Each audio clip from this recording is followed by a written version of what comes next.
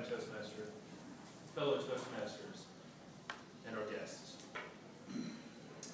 I have a shocking sickness to tell you about. For most people, saying that you run at a steady 98 is a reasonable number, but not for me.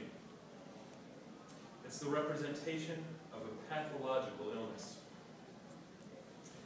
The truth of the matter is that 98 in this instance is not my normal body temperature. It's actually the number of weddings I've been invited to in the past 7 years. At this point, it's best to just admit that I have a problem. The first step to a cure or of an addiction is recognizing the problem. And so I've decided to lay my addiction out before the group in 3 simple steps in an attempt to reconcile with myself and move forward. First point, I am addicted to weddings. Since my first wedding invitation in February of 2006, I've been invited to an average of a wedding every 3.5 weeks. I've done domestic weddings. I've done destination weddings. I've heard the words I do in 4 different languages. From Seattle to Pensacola, New York to Las Vegas.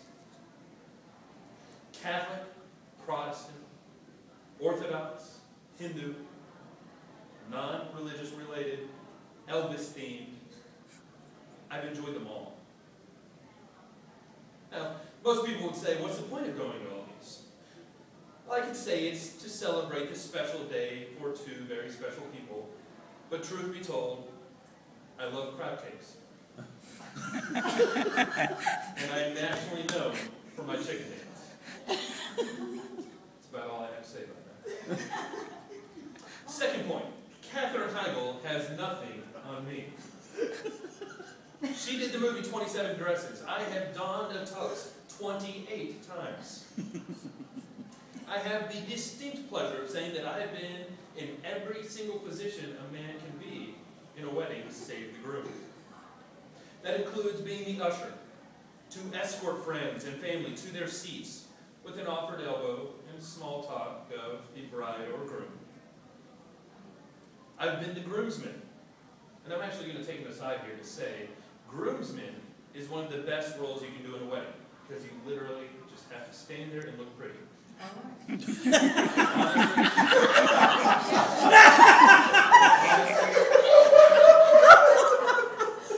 Honestly, the only reason that groomsmen are there is to balance out the bridesmaids on the other side. Well, that brings me to my next role. I've actually been a man of honor standing on the left side of a wedding. It was one of my best friends in college. Now that role has a lot of work. Let me tell you, my favorite role was best man, where you not only make sure the groom is prepared for anything from folding a pocket square to planning the bachelor party. Finally, I've served as officiant of a wedding. This role took a little convincing on my part because I had to get my online ordination in the Church of Marriage Ministries. But I reconciled it with myself and my priest to say that it was my way to bring God into a wedding that would have otherwise been done by a justice of the peace. Now, all that aside, there is one other role that a man can play that I haven't mentioned. I don't really think it applies to me because that's the man of a father giving away his bride. Given my age, that doesn't apply. Third point, I am good at weddings. All kidding aside from earlier, weddings have certain requirements. I don't care how well the planning is laid out. I don't care how expensive the wedding planner is. I don't care how much of a bridezilla the bride-to-be is. There are always the small things that are missed. My earlier experience has made me invaluable at weddings now. I know how to fold a pocket square in 4 different layouts. I can schmooze with grandparents, and I always carry a handkerchief in my left pocket for the bride, and a flask in my right for the groom.